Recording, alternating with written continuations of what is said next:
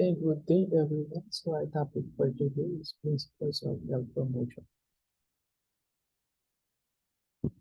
Health promotion has come to represent a unifying concept for those who recognize the need for change in the ways and conditions of living in order to promote health. Health promotion represents the mediative strategy between people and their environment, synthesizing for choice and social responsibility in health to create a healthier future. This is according to the WHO. So health education is different from health promotion. The enjoyment of the highest attainable standard of care is one of the fundamental rights of every human being without distinction of race, religion, political belief, economic, or social condition. This is according to the preamble of the WHO Constitution. The Bangkok Charter for Health Promotion in a globalized world highlights the new challenges, the commitments to need, and the actions to be undertaken by all stakeholders to address the determinants of health. This charter aims to engage and provide guidance for health promotion stakeholders. The goal is to position health improvement and the reduction of health inequalities at the center of global and national development agendas. So they define health promotion in this charter as a process of enabling people to increase control over and to improve their health. So again, health promotion is different from health education. It also built for new types of health programs in the developed world that move beyond the focus on individual risk behavior towards making the healthy choice the easier choice through a wide range of environmental and social interventions. So the origins of health promotion dates back to the world of the pioneers in the 19th century. During the time of rapid industrialization, wherein people tend to go to areas wherein there are jobs to work there, it led to the creation of poor and overcrowded working and living conditions, uh, which eventually led to public health issues and problems. So poor social conditions led to epidemics of infectious diseases which spread through the population and were considered a threat to social stability because when people get sick, they tend to become less productive. And it becomes a burden for both the government and the people. So one of the eminent social reformers was Edwin Chadwick. So he highlighted the need to improve social conditions reform. So such measures had a significant effect on reducing the prevalence of infectious diseases long before clinical medicine had even discovered the pathogenic nature of these infections or antibiotics, meaning these were public health measures uh, were instituted to address problems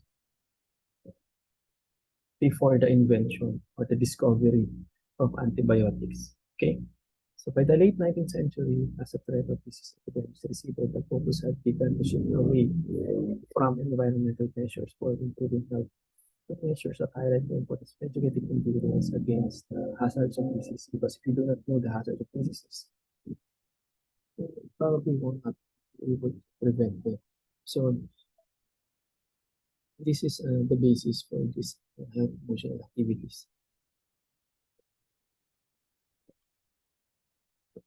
And in 1974, then Canadian Minister of Health Mark Lalonde published a new perspective on the health of Canadians, in which he argued that the major causes of death and diseases were due to environmental causes, individual behaviors, and lifestyle factors rather than to biomedical characteristics.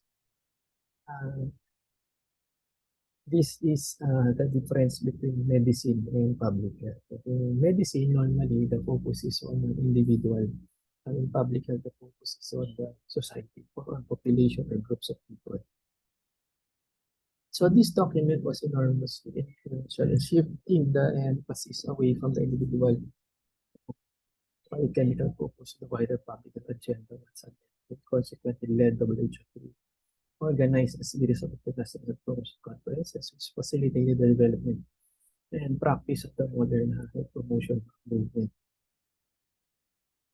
The first of these WHO conferences in Ottawa, this is in Canada in 1986, was particularly important in defining the meaning and potential of health promotion.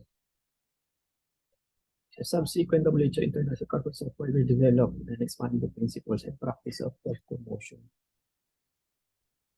So the Ottawa Charter, we have 5 key areas of action. The first is to create supportive environment. So for example, if the problem is about hypertension, obesity, diabetes, and other lifestyle generative diseases, you have to create an environment that is supportive of actions. Like for example, pathways for walking or walkways, okay, for biking, for exercising, everything. Those are examples of creating supportive environment and let's say creation of groups for exercising. Like what we are doing in the Philippines, we have the Zoom barangay. Zoom barangay, no? Through Zumba, no? With the barangay. Okay? So build healthy public policy. So when you say healthy public policy, no, focusing attention on the impact of health and public policy for all sectors, not just the health sectors. Like the syntax. Okay, familiar with that? Sugar sweetened beverages bill. So strengthen community action because the community is very important for the success of any health promotion activities. Develop personal skills, moving beyond the transmission of information to public understanding and supporting the development of personal, social, and political skills that enable individuals to take action to promote and reorient health services, refocusing attention away from the responsibility to provide curative and clinical services towards the goal of health. Like for example, in the Universal Healthcare Act, no, in the Philippines, it says that the medical, no, education should be oriented and move more towards public health than towards individual medicine. So the core elements of health promotion are focus on tackling determinants of health inequalities, working in partnerships with a range of agencies and sectors. So meaning collaborative actions, or collaboration with different organizations. That's why in our DPH field experience, no, we collaborate with other government agencies. Okay, it's not just us going to the community, but we are doing that in collaboration with other stakeholders. So adopting a strategic approach utilizing a complementary range of actions to promote the health of the population. So principles of oral health promotion include empowerment, participatory, and holistic. So empower people, empower communities, we create champions of health. Participatory, we include other stakeholders. Okay, so not just because we are dental and our goal is prevention of dental diseases, we can also include other members of the community like teachers, barangay health workers, holistic intervention approach, focusing upon the common risks and conditions that permit oral and general health inequalities. Intersectoral, no, partnership with other relevant agencies. With equity, the need to focus action on addressing oral inequality should be a paramount importance of the planning of regulations.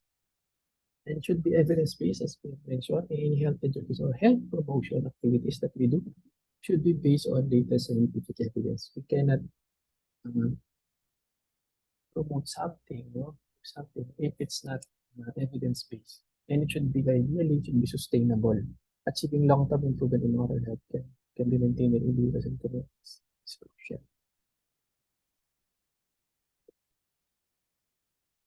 Multi-strategy. Okay, so meaning there are different strategies, not just one. And evaluation, and to know if we are moving towards the right direction or not. So we evaluate our health promotional activities. What are the determinants of health? As we have mentioned, health promotion focuses on the determinants of health, both the socioeconomic and environmental factors such as the individual health-related behavioral elements. We try to avoid victim blaming. So, for example, you see a patient with lots of dental caries, you do not blame the patient. Tell them directly, blaming them for their condition because there are other factors besides poor oral hygiene. So that's the difference of public health and clinical. Okay. So, the major emphasis in health promotion is therefore to make the healthy choices, the easy choices by focusing attention upstream. So here in this diagram, the social determinants of health, so meaning other factors that would affect health. We have here access and quality, neighborhood, and built environment, social and community context, economic stability, education, access, and quality. So health promotion for oral health, we all know this, sugar, plaque, exposure to fluoride, quality dental care. So they should be included in our health promotional activities. Oral cancer, like alcohol consumption, smoking, both traditional smoking and vaping have been shown to be associated with cancers. Okay? So they are, however, they are influenced by complex socio-political factors that are outside the control of many individuals because the government earns money from these tobacco companies through taxes. Okay, so the challenge is for people to be away from these public health hazards or public health problems like smoking and vaping. So this is an example of tobacco and oral squamous cell carcinoma. It's a study regarding the effect of tobacco and its association with the oral squamous cell carcinoma. Working in partnership, community participation, as we have mentioned, we should always work with the community, like the local leaders. Strategic action, a strategic approach is required for development of effective health promotion policies based on assessment of local needs and resources. So we talk to the local community to ask them what they think are the problems so they can participate in solving these problems. Okay, so this is the common risk factor approach. So wherein we try to connect other diseases. Like for example, consumption of too much sugar. Okay, let's just say they are associated with dental caries, obesity, heart disease. They are interrelated.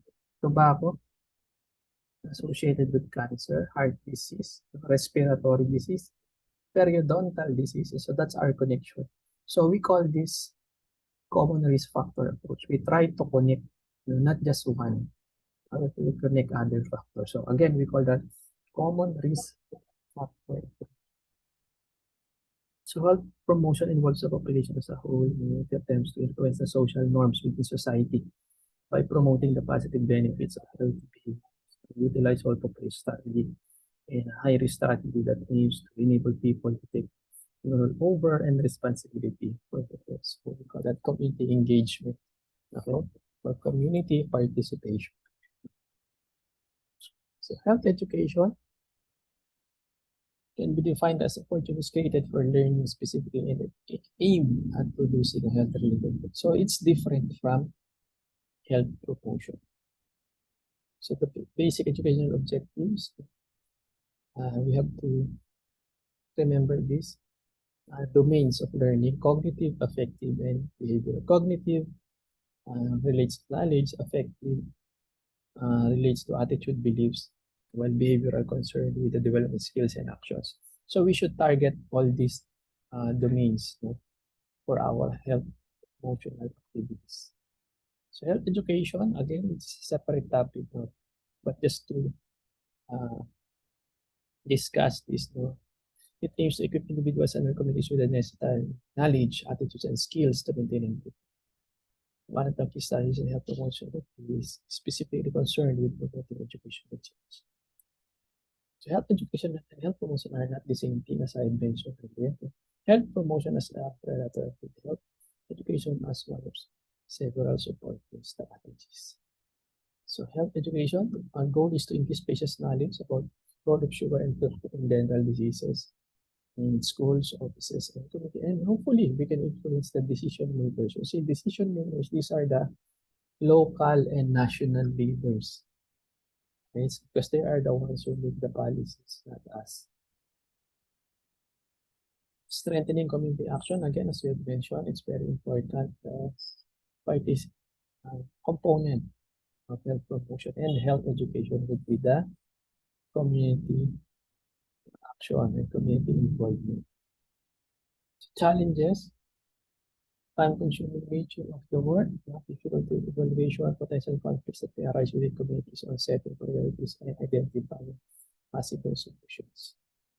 So health professionals act as a facilitator and catalyst within the community. We only act as facilitator, but it's a community that would dictate the success of these programs or projects. So we again, reorienting health services. There is a need to shift from curative towards promote health or health promotion and prevention of diseases. So building healthy public policy, as we have mentioned, we may be able to influence our policy making bodies, okay, in improving the health of the people because that is enshrined in our constitution. So 5 approaches to health promotion: preventive, behavioral change, educational empowerment, and social change. Prevention, we always discuss this, the primary, secondary, tertiary, because prevention will always be better and cheaper than the cure. They will change. That's why we discuss about the health model. Okay? It aims to encourage individuals to take responsibility for their health and adapt healthier lifestyle. So again, knowledge does not always translate into behavior change, but we should always make extra effort that people would change. But again, it's very difficult, especially sustained change. Educational approach, as we have mentioned, we have to educate our patients for health exams and school-based education programs. So school children are taught about our health issues within the curriculum. So normally we have the toothbrush in training. Empowerment aims to assist people in identifying their own concerns and priorities and in developing the confidence and skill to address these issues. The health professional acts as a facilitator, involves helping individuals or communities. Social change, this is very difficult to achieve. It aims at changing the physical, social, and economic environments to promote health and well-being, and requires changes in policy and political support, and lobbying and policy planning are key elements. Again, this is very difficult and very challenging. So evidence-based health promotion activities should always be based on scientific evidences. So this is a diagram of upstream and downstream health education and clinical prevention. Okay, from clinical prevention, one-on-one, chair side to school dental health education, up to the national and local policies. Okay, like legislations and ordinances or laws. So of course, again, evaluation is very important also to assess what has been achieved and how it has been achieved. So it's the equivalent of recall for our patients. Okay, evaluation of a program is very important. So who will be our partners in oral health? Not just dentists, not just the dental community, we can also include medical doctors, health pharmacists, district nurses, teachers, local leaders, even national leaders and international non-government organizations can also be included, and other groups, volunteers. It's very important to all these volunteers. Volunteerism, bayanihan in our country is very important to achieve improvement of oral health. So in summary, health promotion is a process of enabling people to increase control over and to improve their health. Health promotion focuses on the determinants of health for the social, economic, and environmental factors, plus the individual health-related behavioral elements. And health promotion activity should be evidence-based. Remember that one. Health promotion activity should be evidence-based. And community participation is very important in health promotion as well as partnership with the other stakeholders. We cannot do it alone, so we should always uh, include the community in our decision. So this is the reference for the, these are the references for this. Thank you very much and I hope you learned